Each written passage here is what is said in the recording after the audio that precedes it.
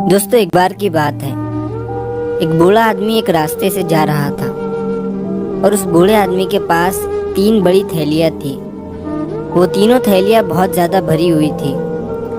उस बूढ़े आदमी ने एक लड़के को रुकाकर उससे मदद मांगी और उससे कहा कि बेटा, मेरे पास ये 3 बहुत भारी थैलियाँ हैं। क्या तुम इनमें से एक थैली पकड़कर मुझे आगे तक छोड़ दोगे?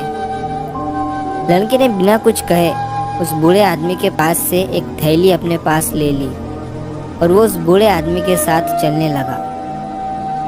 थोड़ी दूर चलने के बाद बूढ़े आदमी ने उस लड़के से कहा, बेटा, क्या तुम मेरे पास से ये एक और थैली ले लोगे? लड़के ने बूढ़े आदमी की तरफ देखा और कहा कि बाबा, आप ऐसा करो, आपके पास की दोनों थैलियाँ भी मुझे दे दो। बूढ़े आदमी ने उसे दोनों थैलियाँ देने से मना कर दिया। तभी लड़के ने मुस्कुराते हुए बूढ़े आदमी से कहा कि घबराइए मत, मैं आपकी थैलियाँ लेकर भागने वाला नहीं हूँ। बूढ़े आदमी ने ये सुनकर उसे अपने पास की एक थैली दे दी और एक थैली अपने पास ही रखी।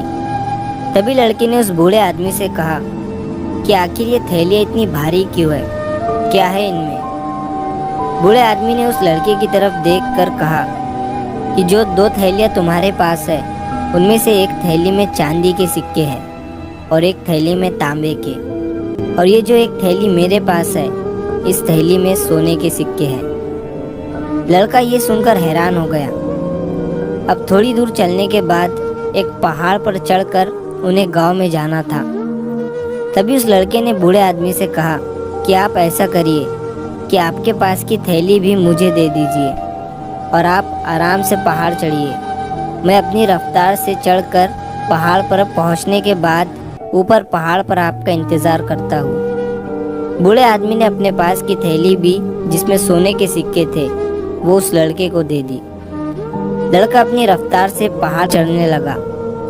जब लड़का थोड़ा ऊपर चढ़ गया और जब उसने वहाँ से बूढ़े आदमी को देखा तो उसे वो बूढ़ा आदमी बहुत दूर नज़र आ रहा था और तभी उस लड़के की नीयत बदल गई।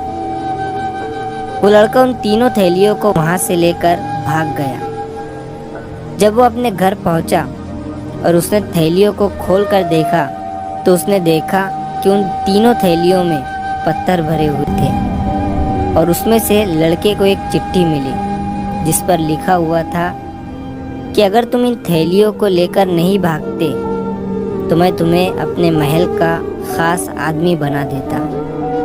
असल में मैं एक राजा हूँ जो महल के लिए ख़ास आदमी की तलाश कर रहा था।